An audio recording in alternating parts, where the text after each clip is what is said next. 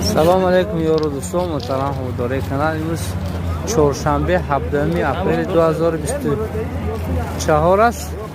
1000 روبل برابر است به 115 سومون.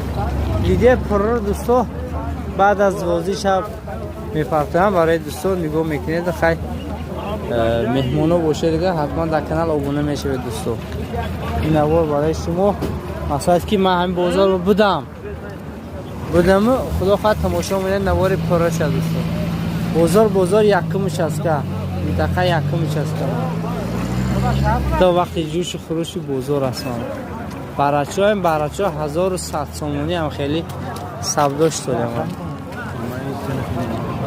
نه وقتی دم داشتی اینه اول راستا اید منم یعنی باید ملاسوفی کسب کارشون خداوند برکتی ها.